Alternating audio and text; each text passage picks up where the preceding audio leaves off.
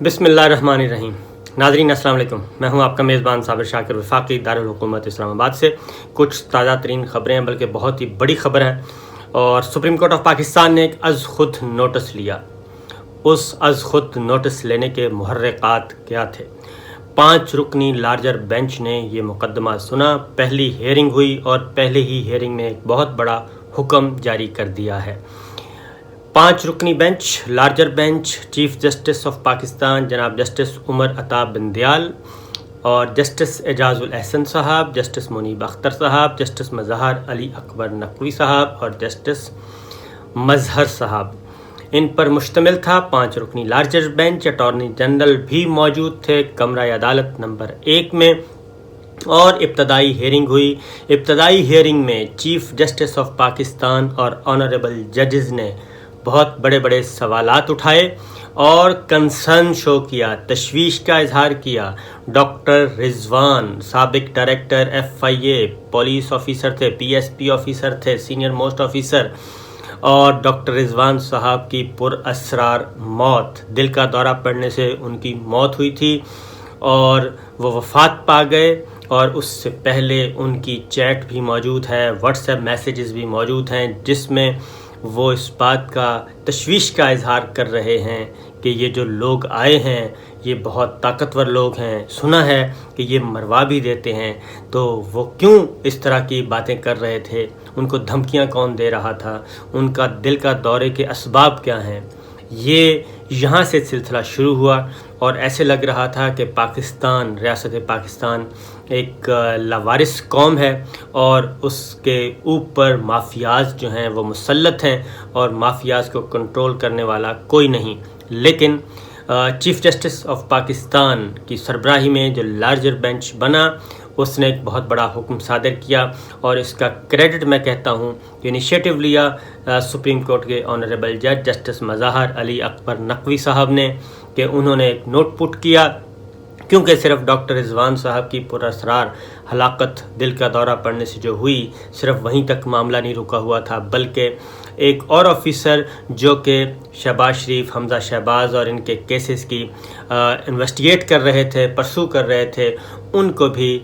دل کا دورہ پڑا، اور لیکن وہ جانبر ہوئے، اللہ تعالیٰ نے ان کو بچایا۔ اس کی بات وزیر اعظم عمران خان جو کہ سابق ہیں، انہوں نے بھرے جلسے میں کر دی تھی۔ انہوں نے کہا کہ کھانے میں بھی ایک ایسا زہر ملا کے دیا جاتا ہے جس سے موت براہ راست نہیں ہوتی، بلکہ دل کا دورہ پڑتا ہے، اور جو ہے جس کو بھی وہ زہر دیا جائے وہ غیر محسوس طریقے سے، وہ دل کا دورہ پڑنے سے اس کی موت واقع ہوتی ہے، اور بظاہر ایسے لگتا ہے کہ یہ دل کا دورہ پڑا ہے۔ تو یہ وہ ساری خبریں تھیں جو کہ گردش کر رہی تھیں، اور پھر یہ ہوا اربوں روپے کا، بلینز آف روپیز کا جو منی لانڈرنگ کے مقدمات ہیں حمزہ شہباز پہ اور شہباز شریف پہ۔ یہ میں صرف ابھی FIA کی بات کر رہا ہوں، نیب کی بات میں بات کرتا ہوں۔ اس میں جی مقصود چپڑاسی آپ نے سنا ہی ہوگا، بہت مشہور و معروف نام، اور ذاتی ملازمین کے اکاؤنٹس میں اربوں روپیہ، یہ ایک ڈیٹیلز انویسٹیگیشن ہوئی سابق وزیر اعظم عمران خان کے دور حکومت میں، اور انہوں نے ان کے دور میں یہ انویسٹیگیشن ہوئی۔ ڈاکٹر رضوان صاحب نے تحقیقات کی، اور اس کے بعد تحقیقات کر کے یہ فٹ کیس تھا، اور ٹرائل میں چل رہا تھا مقدمہ، لیکن حمزہ شہباز اور شہباز شریف صاحب بیل پہ تھے، ضمانت پہ، عبوری ضمانت پر رہائی ملی ہوئی تھی، اور اسپاٹ فکسرز بھی موجود تھے۔ یہ عبوری ضمانت چل رہی تھی، فرد جرم عائد ہونا تھا، اس کو بھی ڈیلے کیا گیا، اس کو بھی ڈیلے کروایا گیا، بلکہ میں یہ کہوں گا، اور وہ ڈیلے ہوتے ہوتے یہاں تک پہنچ گیا کہ تحریک عدم اعتماد آ گئی، اور حمزہ وزیر اعلیٰ بن گئے اور شہباز شریف صاحب وزیر اعظم بن گئے۔ تو اس کے بعد پھر اگلی قسط شروع ہو گئی۔ تو اب جو اطلاعات آ رہی تھیں وہ اطلاعات بالکل درست تھیں، کیونکہ اچھے آفیسرز ابھی بھی بیٹھے ہیں، لوگ بیٹھے ہیں، وہ بتا رہے ہیں ریکارڈ غائب ہو رہا تھا، ریکارڈ چوری ہو رہا تھا، اور اطلاعات تھیں کہ کسی وقت کسی بھی دفتر میں یا ایک سے زیادہ دفتروں میں آگ لگ جائے گی اور سارا ریکارڈ جل جائے گا، اور ٹائم فش معاملات ختم ہو گئے۔ اب یہ منی لانڈرنگ کا کیس جو ہے، یہ اتنا فٹ کیس ہے کہ اس پہ ڈاکومنٹس ڈاکومنٹری جو ہے وہ ایویڈنس موجود ہیں، ڈاکومنٹس کی صورت، دستاویزی ثبوت جس کو کہتے ہیں، دستاویزی شواہد موجود ہیں اور ڈیٹیلز موجود ہیں کہ کیسے کیسے یہ منی لانڈرنگ کی گئی. تو بہرحال فرد جرم عائد ہونے کے بجائے ایک وزیر اعلیٰ بن گئے وزٹرز گیلری کے اور ایک وزیر اعظم بن گئے. تو یہ ہوا، اور دفتر سے یعنی کہ جو آفیسز ہیں ان میں سے اطلاعات مل رہی تھیں کہ جناب دفاتر سے ریکارڈ غائب ہو رہا ہے، چوری ہو رہا ہے. اخبارات میں بھی آ رہی تھیں لیکن بہت محدود پیمانے پہ، کیونکہ اشتہارات کے انبار لگائے ہوئے ہیں. آج پتہ ہے آپ کل میڈیا میں تقسیم کیا جا رہا ہے پیسہ، تو لہٰذا یہ چیزیں ہو رہی تھیں. لیکن میں نے آپ کو کہا تھا کہ سسٹم ابھی پاکستان کا اتنا اسٹرانگ ہے کہ اچھے لوگ موجود ہیں جو ساری نظر رکھے ہوئے تھے. تو آج جو ہیئرنگ ہوئی اوپن کورٹ میں، اس میں چیف جسٹس آف پاکستان اور جسٹس منیب اختر، جسٹس اعجاز الاحسن، جسٹس مظہر علی اکبر نقوی صاحب، جسٹس مظہر صاحب نے بہت سارے حساس قسم کے سوالات اٹھائے. اور نہ صرف یہ بلکہ افسروں کو تبادلے کیے جا رہے تھے،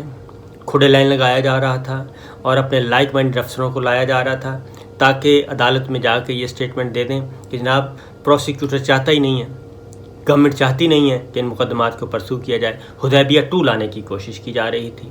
لہٰذا یہ سب کچھ ہوا اور اس کی اطلاعات اقتدار کے ایوانوں میں تو نہیں، عدلیہ کے ایوانوں میں ضرور پہنچی، اور عدلیہ کے ایوانوں نے اس بات کا نوٹس لیا. تو chief justice of Pakistan justice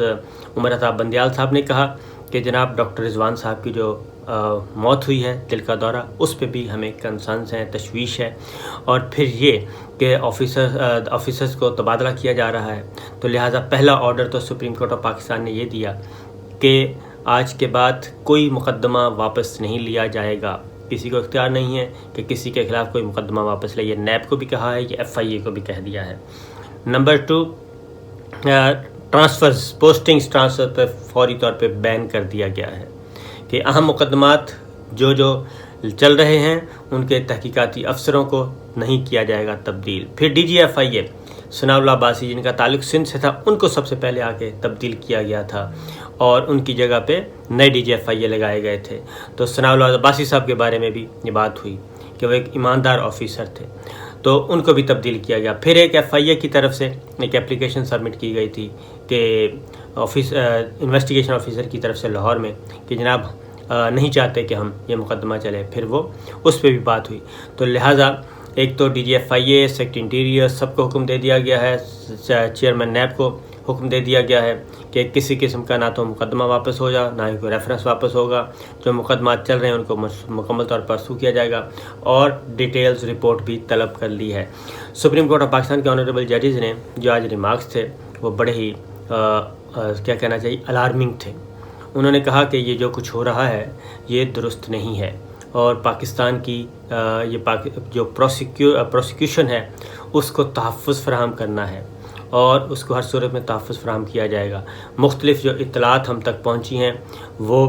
انتہائی خطرناک ہیں اور اس سے ایسے لگتا ہے کہ شاید ریکارڈ غائب کیا جا رہا ہے، ریکارڈ غائب کیا جا رہا ہے، ریکارڈ میں رد و بدل کیا جا رہا ہے، افسروں کو تبدیل کیا جا رہا ہے، افسروں کو ہراساں کیا جا رہا ہے.